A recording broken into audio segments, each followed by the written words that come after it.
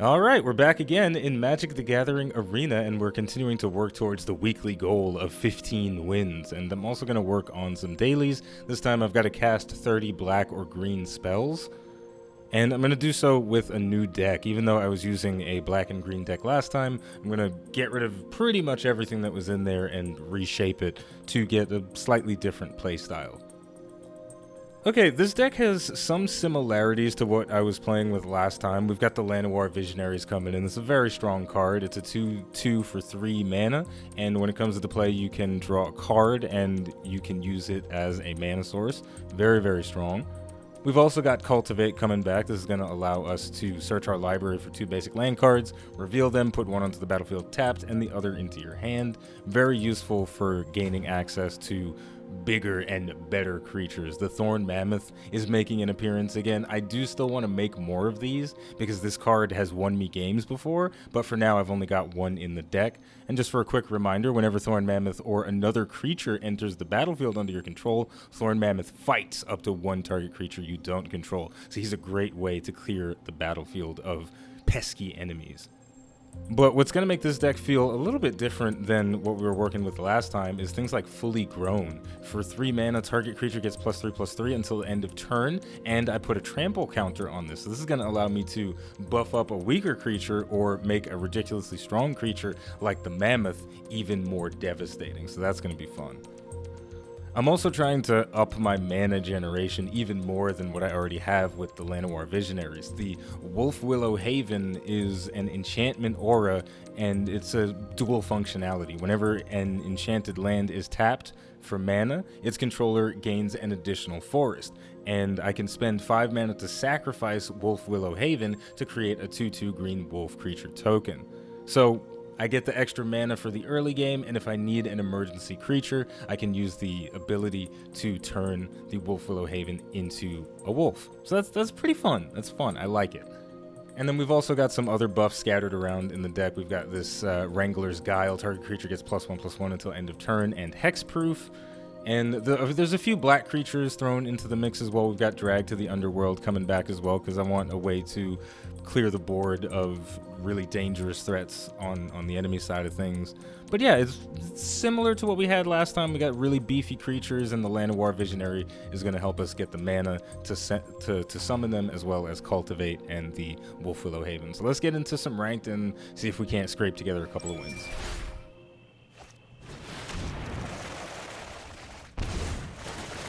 I'm sorry, what just happened?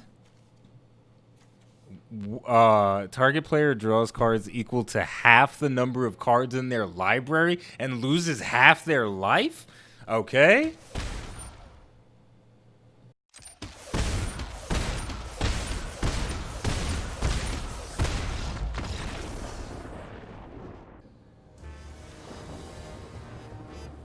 Oh my god. Okay.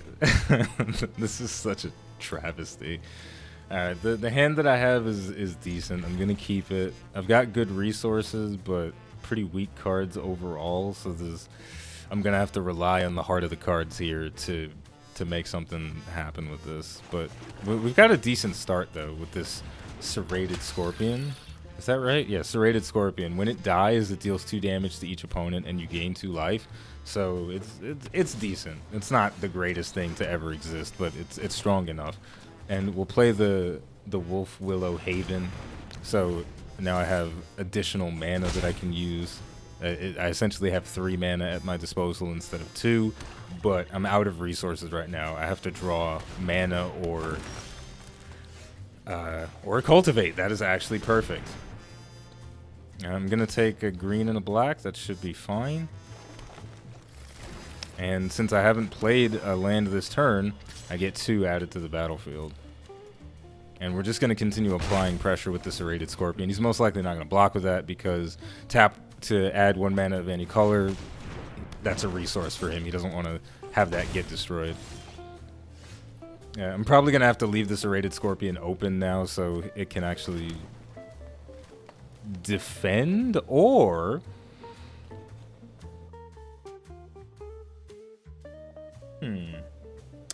I've got some interesting things in my hand right now. We're going to play the Canopy Stalker. I'm not gonna do any attacks. I'm gonna end my turn. I'm thinking about what to do here. Fully grown is really cool. And that's scary. Indestructible. As long as your devotion to green is less than 5, Nayla isn't a creature? Nalia? It's not a creature, so what is it then? Okay, well this sounds... Can I destroy it? No, can't destroy a creature. Oh my god, that's so crazy. Okay. Wow, this is... Okay, well that's weird. So if it's not a creature, what does it do? Can it not attack me if it's not a creature? That's fascinating. I don't know how that works. We'll figure it out. I'm just going to go straight to the combat phase, and I'm going to attack with everything, and I'm going to play fully grown. And now that's a 7/5, and yeah. How do you like them apples, bruh? And I can still play the Llanowar Visionary because I have enough mana. So we draw a card. Alright. I mean, this thing is really scary. What's its other effect? Creature spells you cast cost 1 less to cast. That's funky. Now, oh, this is a paragraph. Whenever this creature mutates, exile top cards from... How did that happen? I don't know. Doesn't matter. Yeah, it doesn't matter. I think I win this game. Destroy target creature with no counters on it. Bye-bye.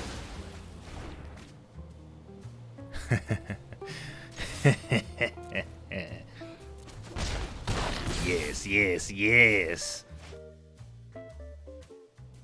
What, are you gonna survive? What are you gonna do? What do you got in your hand that could possibly stop what I'm gonna do to you next turn? Because I think the answer is nothing. What are you gonna do? All this fancy stuff is happening. I'm not even gonna read it, bro. I'm not even gonna read it. Why? Because I'm gonna drag it to the underworld. It doesn't matter. What are you gonna do? You gonna block it? That's cute. Woo! 1 victory. That felt pretty good. That felt pretty good.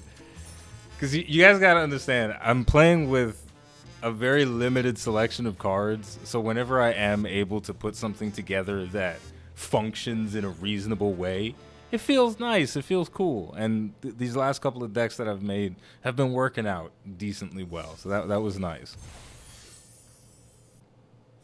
Wait, does it have flying? Oh my god, it can fly. Oh.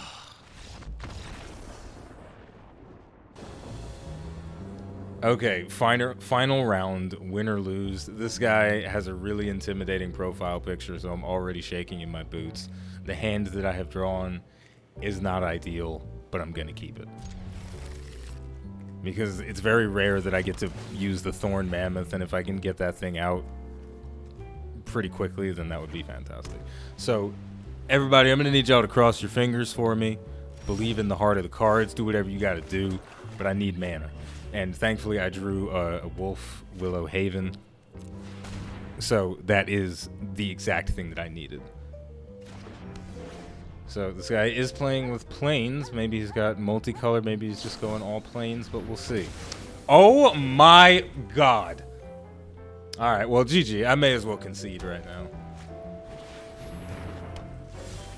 Ah, boy. At the beginning of your end step, if you gain 3 or more life this turn, create a 2/2 White Griffin creature token. Alright, sounds fun. I'm a little bit annoyed that he destroyed my Wolf Willow Haven, because why would you be happy about something like that? But we will continue to press on. It's not the end of the world. Now, just based off of this, I'm going to assume he has a lot of ways to gain life. Another enchantment. When Banishing Light enters the battlefield, exile target non-land permanent opponent controls until Banishing Light leaves the battlefield. What is going on? He's destroying everything. Everything is just, okay. Man. Oh, it's exile. All right, so 2 of my resources have been destroyed, and that's really bad. Like, if he didn't destroy those two things, then I would be able to play Keeper of Fables next turn. And now I can't. Truffle Snout. This is, like, not what I want to do right now, but I'm just going to play the Truffle Snout. Sure. Let's make it stronger. It's the Super Truffle Snout now. Oh, yeah. Yeah, I bet you weren't expecting that, were you? VNK. With your edgy profile picture. But you weren't expecting the Truffle Snout to be a 3/3, were you? Here we go again. Vanishing Light. Alright, well, let's try and get another Wolfwillow Haven out onto the battlefield, and hopefully it doesn't get instantly taken away from me. And you know what? Just because I don't know what's going to happen, and I don't know how long the Truffle Snout is going to survive, we're just going to make it fully grown. So this is the Mega Truffle Snout. It's going in, and we're going for the face as aggressively as we can. So things are getting delayed quite a bit by the playstyle that this guy's got going on, but it's still possible for me to win. It's still possible. He's got 3 cards in his hand, so there could be some really devastating stuff in there. And I did not even notice that he's playing white-black. So he's most likely going to have a lot of ways to control and kill my creatures and things. At the beginning of your end step, if you gain 3 or more life this turn, return from your graveyard to the battlefield. That's interesting. Don't really care about it. But I also don't want it to interfere with the Truffle Snout doing what it has to do. So we're just going to get rid of it. This is not a great reason to use Murderous Rider's adventure effect, because this creature can be reclaimed from the graveyard. So like, I don't expect him to try and stop this, but if he does, that's fine. But essentially, I just want a free and clear path for the Truffle Snout right now. Because that's all I got. That's all I have going for me is this little piggy. Little piggy's doing work. And look how happy he is, too. He's got a little smile, a little war paint around his eye while he's looking for truffles. But you piss him off, he'll get you. He'll get you. Okay, now this is where things get scary. Flying, 2/3. Whoa. Whenever you gain life, put a 1/1 counter on Bloodthirsty Aerialist. He hasn't been gaining any life, though, but he has a bunch of stuff that interacts with him when he gains life. So I'm not really sure what the deal is with that, but whatever the case is, we're going to play the Keeper of Fables, and I'm not going to attack. The Truffle Snout, his glory days are now over. He's not really strong enough to do anything anymore, but maybe I made a mistake there. We'll see. We'll see how this plays out. So, just in case you were curious about why the Murderous Rider was a bad play on that previous thing, using Murderous Rider on the Bloodthirsty Aerialist is infinitely more valuable than using it on this Silver Moat Ghoul. Done. Lifelink. As long as it's your turn, creatures and planeswalkers you control have lifelink. Ah. So this is where he's going to start gaining all this life. Okay. Ouch. It's fine. 2, 3, 4, 5, 6. Please, mana? No, it's not a mana. Damn it. Okay, I really need 1 mana like right now, and I'm not gonna get it in time. It's over. Guys, I think I lost. Oh my god. Oh my god, I think I'm gonna lose. This is all I got. All I have is the Truffle Snout. You know? What is this? Lifelink. Whenever another creature enters the battlefield under your control, you gain 1 life. I don't like that. So now his deck is really coming into fruition now. If I would have been able to take him out faster, then his deck may not have felt so intimidating. But this Planeswalker that he has is causing me massive problems. This 6/7 with flying and lifelink, I can't do anything about it. Not even the Thorn Mammoth can take it out now when it comes onto the field. So I'm really just relying a lot on the heart of the cards and being able to maybe draw into a drag to the underworld or something, because it's getting more and more ridiculous every turn. If I draw a Drag the Underworld, then I can win, and I didn't draw one, so it's kind of GG, but we'll see what we can do. Ouch, ouch, ouch.